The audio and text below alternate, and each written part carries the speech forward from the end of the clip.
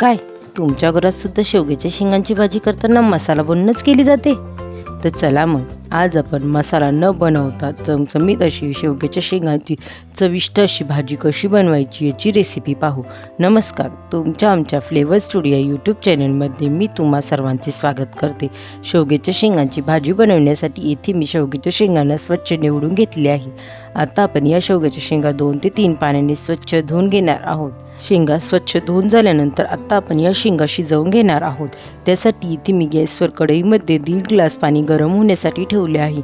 पाणी गरम झाल्यानंतर त्यामध्ये आपण चवीपुरते मीठ व स्वच्छ धुवून घेतलेल्या शेवग्याच्या शेंगा टाकून घेऊ व या कढईवर झाकण ठेवून या शेंगा चांगल्या प्रकारे शिजवून घेऊ.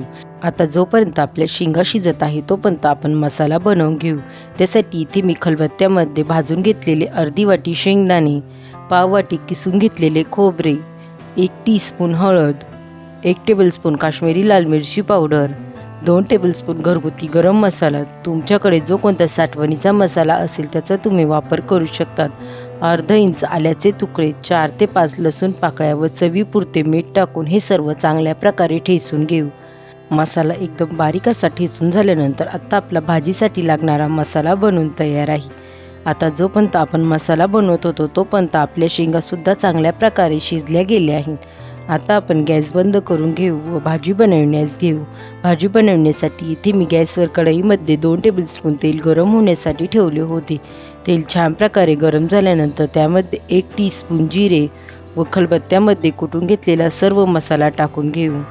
आता आपण हे सर्व चांगल्या प्रकारे मिक्स करून घेऊ व 1 मिनिट हा मसाला चांगल्या प्रकारे तळून घेऊ. तुम्हा सर्वांना जर माझ्या रेसिपी आवडत असतील तर रेसिपींना लाईक करा आणि शेअर करा व अशाच नवनवीन रेसिपींसाठी आपल्या फ्लेवर स्टुडिओ यूट्यूब चॅनलला सबस्क्राईब करा.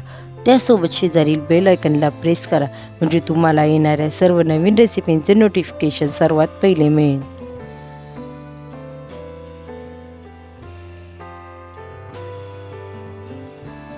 एक मिनिटानंतर तुम्ही पाहू शकतात आता आपला मसाला छान असा तळला गेला आहे.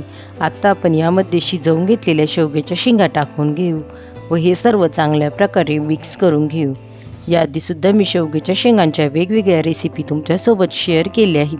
त्यांची लिंक मी डिस्क्रिप्शन बॉक्समध्ये दिली आहे, तुम्ही जाऊन चेक करू शकतात. हे सर्व चांगल्या प्रकारे मिक्स करून झाल्यानंतर आता आपण या कढईवर झाकण ठेवून ही भाजी चांगल्या प्रकारे उकळवून घेणार आहोत. 4 ते 5 मिनिटांनंतर तुम्ही पाहू शकतात आता आपली भाजी छान अशी उकळली गेली आहे. आता आपण हे सर्व एकदा चांगल्या प्रकारे मिक्स करून घेऊ. हे सर्व चांगल्या प्रकारे मिक्स करून झाल्यानंतर आता आपण या भाजीमध्ये बारीक चिरून घेतलेली कोथिंबीर टाकून घेऊ. कोथिंबीर टाकून झाल्यानंतर आता आपण हे सर्व चांगल्या प्रकारे मिक्स करून घेऊ व गॅस बंद करून घेऊ. गरमागरम पोळ्यांसोबत किंवा भातासोबत ही भाजी अप्रतिम अशी लागते. एकदा नक्की ट्राय करून पहा. रेसिपी कशी वाटली मला कमेंट करून नक्की सांग. रेसिपी आवडली असेल तर रेसिपीला लाईक करा, शेअर करा व चॅनलला सबस्क्राईब करा. पुन्हा भेटूया आपण अशाच एका नवीन रेसिपीसोबत. तोपर्यंत सर्वांनी काळजी घ्या. बाय.